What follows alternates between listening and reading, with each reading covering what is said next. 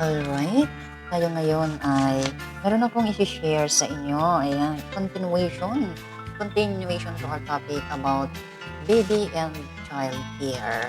And of course, ayan, our topic for today.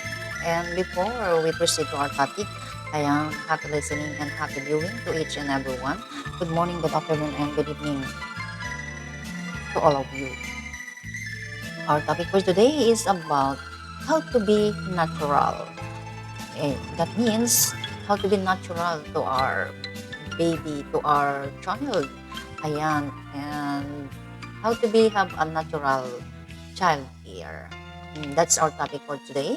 And ayan, how to be natural. I draw the following conclusions. Natural childbirth and rooming in should be available for all who want them. If the parents would like them, will make all a point of asking for them. All hospitals, doctors, and nurses will eventually get the messages. Mothers and fathers should have their baby to hold and fondle for an hour after the baby is born, especially if rooming in is not available. Breastfeeding should be encouraged, especially by nurse and doctors and relatives. Bottle propping should be avoided, except when it can be avoided as when a mother of twins has no help and has to prop for one baby at least at each feeding. Mothers and fathers should try to use a cloth carrier more than the infant seat for going places with a young baby and for comforting the baby when quasi or colicky. The carrier is even more valuable when used to carry the baby on the chest rather than on the back. Alright, the breastfeeding is very important to the mother and the baby. So it means that the first milk from extracted from the mother is very important to the baby. That's why we must have to breastfeed our baby after delivery. That's the practice of the hospitals, the doctors, and the nurses that implemented. So, for being as a part of mothers and fathers, and me also is already a mother. I already breastfed my two children, and they are big now. So, I breastfed them for almost 3 years. That's the best for breastfeeding is to have enough milk. The mother, it doesn't matter if you have a small or big breast. It's the same, small or big, the same amount of the milk. So for being as a mother, breastfeeding mother, we must eat nutritious food in order to have a milk to feed to our babies. That's the main topic for today. So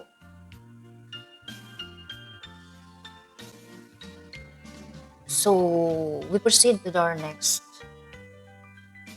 topic.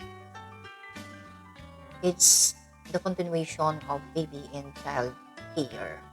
Strictness or permissiveness? That's the next we will discuss for today.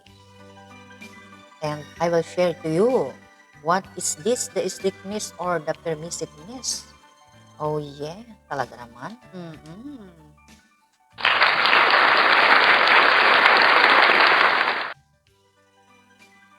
Ayan, hindi ko na mapigilan. Patalastas muna tayo.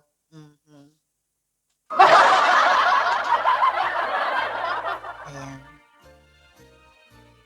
Strictness or permissiveness? This looms as a big question for many new parents.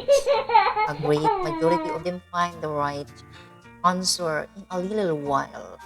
For a few parents, it remains a worrisome question, no matter how much experience they have had. I may as well as let the cat out out of the bag right away as far as my opinion goes and say the strictness or permissiveness is not the real issue. Good hearted parents who aren't afraid to be firm when it is necessary can get good result when it's moderate strictness or moderate permissiveness. On the other hand, a strictness that comes from harsh feelings or permissiveness that is timid or vacillating can each lead to poor results. The real issue is what spirit the parent puts into managing the child and what attitude is engendered in the child as a result. We've been through a big transition. It's hard to get any perspective on this topic without taking a historical view. Styles in strictness vary from one period to another. The Victorian age was quite strict. For instance, for instance, my goodness, about manners and modesty in the 20th century, especially after the World War One, a reaction set in. Several factors push it all. The great American pioneers in the educational research, like John Dewey, and American pioneers in educational research, like John Dewey and William Kilpatrick, shown that a child learns better and faster with a method of teaching and makes allowance for individual readiness to progress, and that recognizes that all children are eager to learn if the subject matter is suitable. Freud and his followers shown that harsh toilet training or frightening a child about sex can distort personality and lead to neurosis. Studies on delinquents and criminals revealed that most of them had suffered more from lack of love in children than from lack of punishment. These discoveries, among others, encourage a general relaxation in child discipline and a greater effort to give children what they seem to need as individuals. Several wise leaders in American pediatrics, Aldrich and Powers and Giselle, began to introduce a similar philosophy into the medical care of babies and children. But physicians remained strict about infant feeding right into the 1940s because they still feared an irregular schedules and regular amounts of formula might bring on the severe diarrheal diseases, and that's the cause so many infant deaths. Then the experiments of Dr. Preston McLindon and Miss Princess P. Simsarian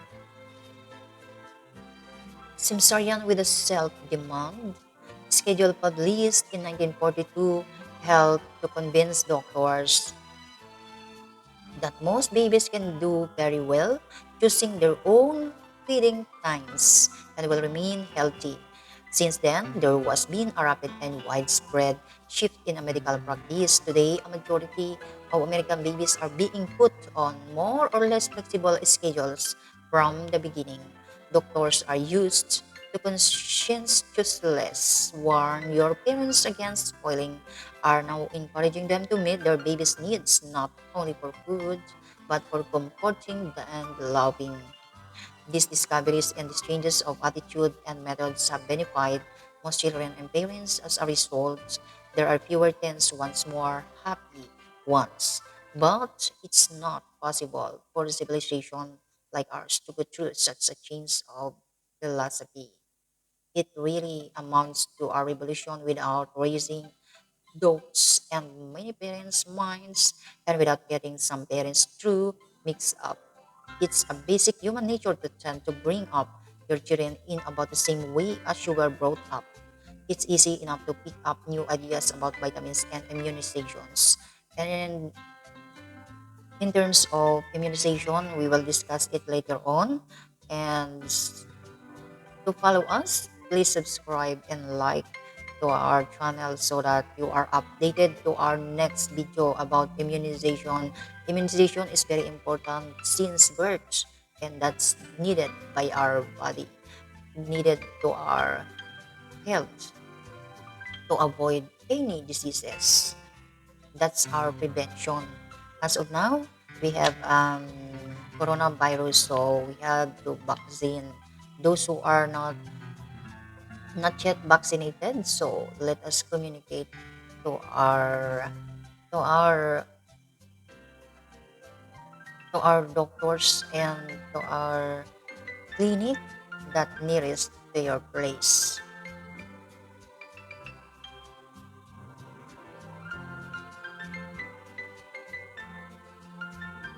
And of course, but if your upbringing was fairly strict in regard obedience, manners, sex, ritualness, then it's natural. It's almost inevitable that you will feel strongly inside about such matters when raising your own children.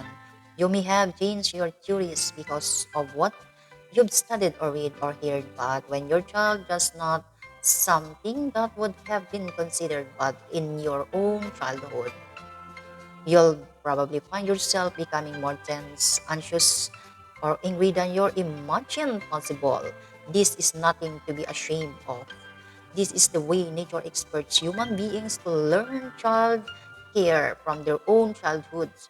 This is how different civilizations have managed to remain stable and carry on their ideas from generation to generation.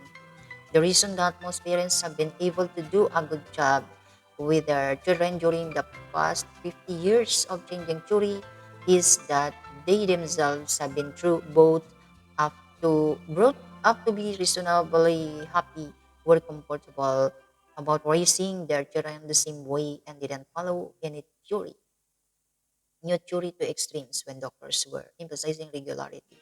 Confident parents follow a regular schedule in general, and most babies adjusted to it most of the time, but they weren't afraid to make occasional exemptions when the baby became painfully hungry ahead of time because they felt in their bones that this was right. When doctors more recently have been emphasizing flexibility, confident parents haven't queried these extremes. Either they don't let a sleepy but obstinate baby refuse to be put to bed because they know very well, mostly from their own childhood, that bedtime is bedtime and that theory is flexibility have very little no do with situations. All right. That's our topic for today.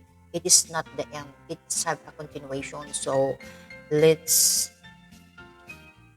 let's have another video. I will share to you again so that you can follow me, so you can subscribe so that you are updated to my next video. Thank you so much and hope could could you learn and could help you and have an idea about our baby and child care and how to be a natural breastfeeding and strictness or permissiveness to our baby child care. And thank you so much. God bless and bye bye. Till next video. Actually, every day if I can, I will. I will do my best to to share to you about baby child care, and this is very important, especially to our newly parents, newlywed. You will have to start your family, so we need to read and listen so that we have an idea how to take care of a baby, especially to a pregnant women. So bye bye. Thank you so much. That's all only for today. Until next video. Bye bye.